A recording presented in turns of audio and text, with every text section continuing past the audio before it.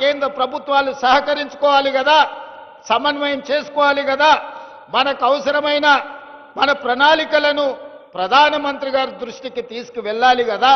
పాయల శంకర్ గారు ఎమ్మెల్యేగా నా దగ్గరకు వచ్చి వరంగల్ ఎయిర్పోర్ట్ కావాలి అని అంటే వరంగల్ ఎయిర్పోర్టే కాదు ఆదిలాబాద్ ఎయిర్పోర్ట్ కూడా కట్టాలి అని పాయల శంకర్ నా దృష్టికి తీసుకొస్తే నిజమే కదా, అత్యంత వెనుకబడిన ఆదిలాబాద్కు ఎయిర్పోర్ట్ ఇస్తే ఇక్కడికి పరిశ్రమలు వస్తాయి.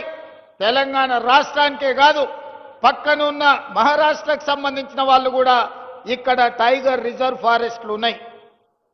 అభయారణ్యంలో పులులను చూడడానికి దేశం నలుమూలల నుంచి వేలాది మంది ఈ ప్రాంతానికి వస్తున్నారు.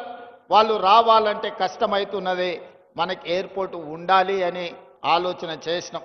ఈరోజు మేము భూమి ఇస్తే రక్షణ శాఖకు సంబంధించిన రాజ్నాథ్ సింగ్ గారు సహకరిస్తామన్నారు.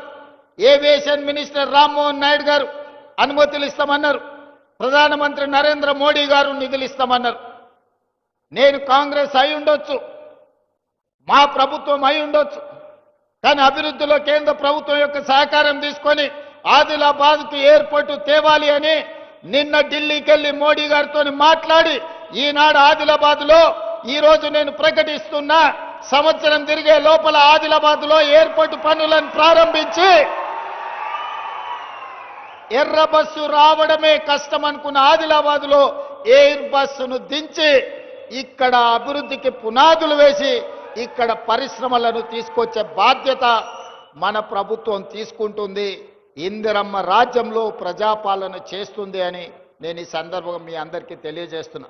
మిత్రులారా, నేను పిసిసి అధ్యక్షుడిగా బాధ్యత తీసుకున్న తర్వాత 4-5 రోజుల్లోనే మొట్టమొదటి పర్యటనకు వచ్చింది ఆదిలాబాదు